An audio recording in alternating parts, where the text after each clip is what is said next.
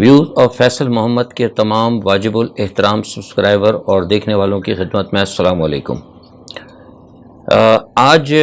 بھی ہم مختصراً کچھ پاکستان کی صورتحال پر اپنا جو تجزیہ دیں گے، کیونکہ پاکستان کے اندر صورتحال جو ہے بڑی تیزی سے اسی جانب جا رہی ہے جس کی جانب ہم گزشتہ کئی ماہ سے آپ کو کہتے رہے ہیں اپنے تجزیوں کے اندر۔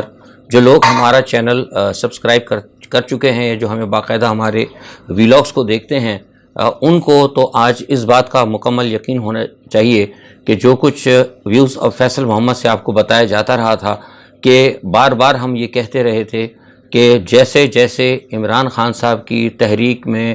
ٹائم لگے گا، عمران خان صاحب اپنے موقف سے پیچھے ہٹتے جائیں گے اور ان کو پیچھے ہٹنا پڑے گا۔ اور آج آپ نے دیکھا کہ صورتحال وہی آ گئی کہ عمران خان کو بہرحال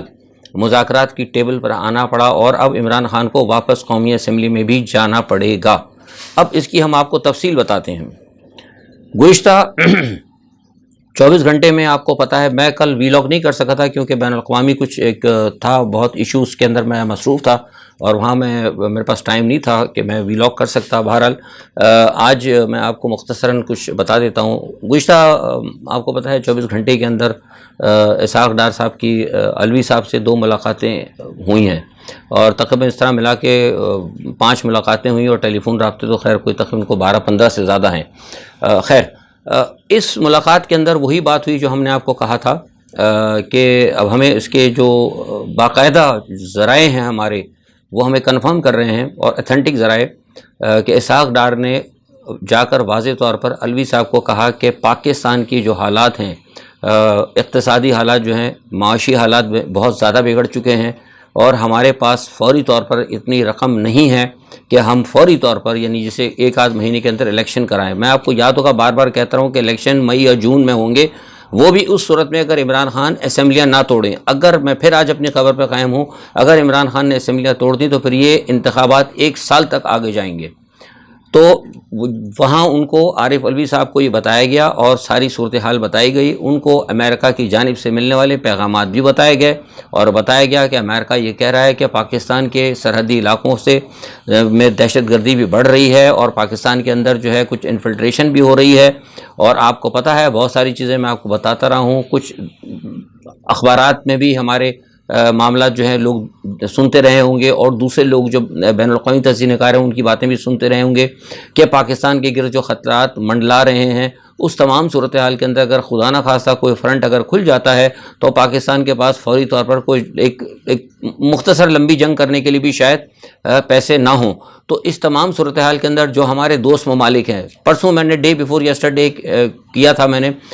کسی کے ساتھ انٹرویوز میں نے یہ بات بتائی تھی سعودی عرب کے حوالے سے خاص طور پہ، اور یہ لفظ میں نے کہے تھے 3 دن قبل کہ پاکستان میں تو شاید کسی سیاستدانوں کو پاکستان کا احساس نہ ہو لیکن پاکستان کے دوست ممالک کو اس چیز کا احساس ہے۔ اور جو صدر جو آئے ہیں سعودی عرب کے دورے پہ 3 دن کے پہلے دن کے اندر میں جو ہے سائیڈ لائن پر ان کی MBS کے ساتھ پاکستان کی صورتحال اور پاکستان پہ ڈسکس ہوا تھا۔ تو لہٰذا اس تمام صورتحال جو میں نے آپ کو بتایا یہ ایک پس منظر تھا۔ اسی پس منظر کے اندر اسحاق ڈار نے صدر علوی کو ساری صورتحال بتائی اور ان کو کہا کہ عمران خان کو کہیں کہ وہ اپنے رویے میں لچک پیدا کریں اور لچک پیدا کرنے کے بعد وہ مذاکرات کی ٹیبل پر آئیں اور اپنے معاملات کو درست کریں۔ جیسا میں نے پہلے کہا تھا کہ عمران خان صاحب کو آنا پڑے گا اور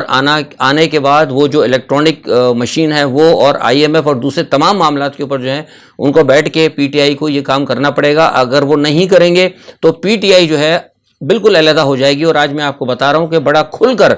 اسحاق ڈار نے یہ پیغام علوی صاحب کو دے دیا ہے اور یہ ان کو کہا گیا ہے کہ آپ کے پاس 2 چوائس ہیں اس وقت جو صورتحال ہے، یہ آپ کو کوئی نہیں بتائے گا، میں آپ کو صحیح اندر کی خبر دے رہا ہوں۔ انہوں نے کہا کہ آپ پاس 2 چوائس ہیں، یا تو آپ عمران خان کو بچا لیں یا پھر ریاست کو بچا لیں۔ اگر عمران خان کو اور ریاست کو بچانا ہے، دونوں کو بچانا ہے، تو پھر عمران خان کو کہیں کہ آئیں، وہ آ کر مذاکرات کی ٹیبل پہ بیٹھیں اور معاملات کو درست کریں۔ بات وہی آ گئی، آپ کو یاد ہوگا آج سے 1 مہینے پہلے میں نے کہا تھا کہ زرداری صاحب جو صورتحال، جو چالاکی اور جو سیاست کی وہ شطرنج چل رہے ہیں، اسی سیاسی شطرنج کے اوپر جو ہے عمران خان کو بھی کام کرنا ہوگا۔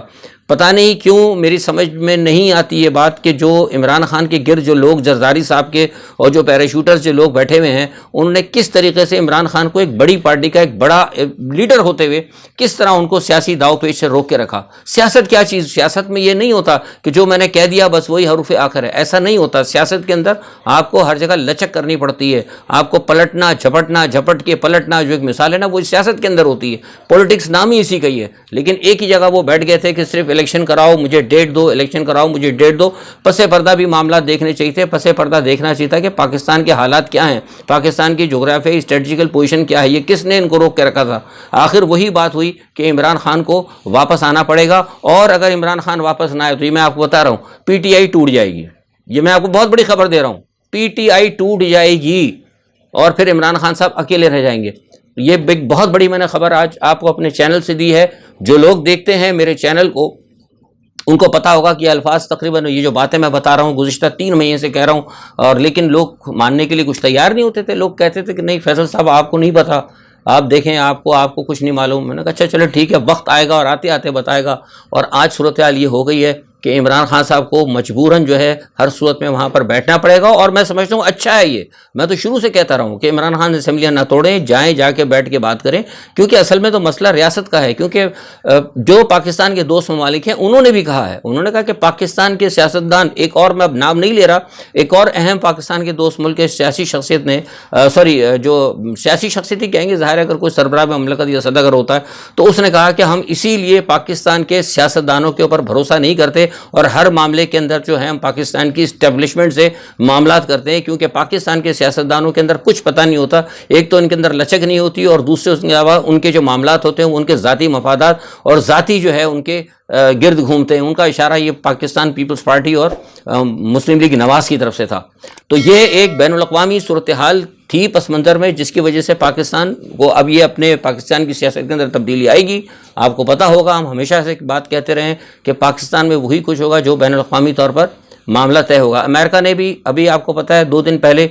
پاکستان پر الزام لگایا کہ پاکستان کے اندر دہشت گردوں کی پناہ گاہیں موجود ہیں۔ تو اس پس منظر کے اندر کچھ معاملات سامنے دیکھنے میں بھی آئے ہیں، تو اس لیے اب ضروری ہو گیا ہے کہ پاکستان کے اندر جو دہشت گرد ہیں، جو ٹی ٹی پی ہے اور جو دوسرے عناصر ہیں، ان کے خلاف بھی ایک بہت بڑا آپریشن کرنا ہے، اور اس آپریشن کو جنرل عاصم منیر نے فائنلائز کر لیا ہے۔ میں نے آپ سے کہا تھا کہ جنرل عاصم منیر جب آئیں گے تو وہ سیاست سے بالکل علیحدہ ہو جائیں گے، وہ سیاست کے اندر نہیں ہوں گے،